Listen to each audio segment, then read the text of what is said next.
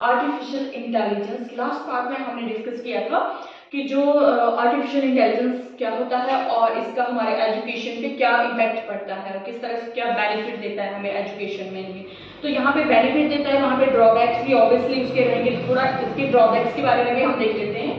तो there is drawbacks. First इसका drawback क्या है? Human interaction decrease. एजुकेशन में ह्यूमन का जो इंटरेक्शन है, टीचर्स का जो इंटरेक्शन है वो डे टू डे क्या होता जाएगा?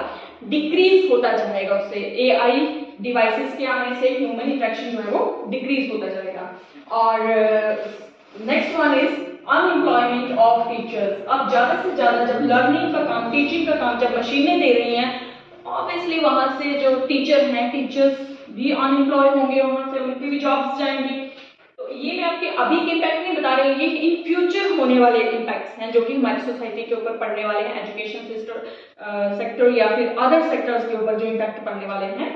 तो अनएम्प्लॉयमेंट जनरेट होगा और फाइनेंशियल प्रॉब्लम्स। फाइनेंशियल ऑब्वियसली जब हमारे अनएम्प्लॉयमेंट जनरेट होगा तो फाइनेंशियल प्रॉब्लम्स भी आएंगी फिर इसमें। And AI addictions. AI addictions क्या होता है? जैसे हम लोग अभी से ही इतने एडिक्टेड होते हैं अपने मोबाइल्स के। अगर आपको एक घंटा भर मोबाइल नहीं मिलता तो परेशानी हो जाती है। उसी तरह से जब हम एआई बेस्ड डिवाइसेस को यूज करने की हमें आदत हो जाएगी तो उसके बाद क्या होगा कि हम एडिक्टेड हो जाएंगे इस चीज के और उसका दिमाग जो है हमारा कहीं ना कहीं वो काम करना डिक्रीज कर देगा, वहां से कम कर देगा वो।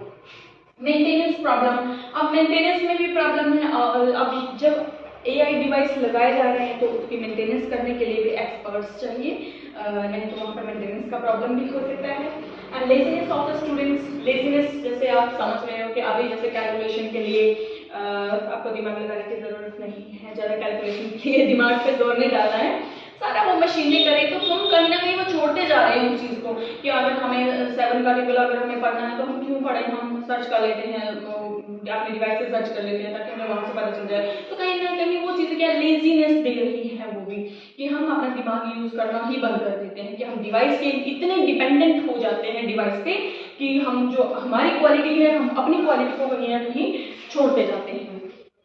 And next one is decrease the thinking power of students. Students की जो थिंकिंग पावर है वो भी डिक्रीज होती है। जितना वो इलेक्ट्रॉनिक डिवाइसेस के इंटरेक्शन में रहेंगे उतना ही उनकी जो विल पावर्स हैं, उनका जो थिंकिंग पावर है वो डिक्रीज होंगी।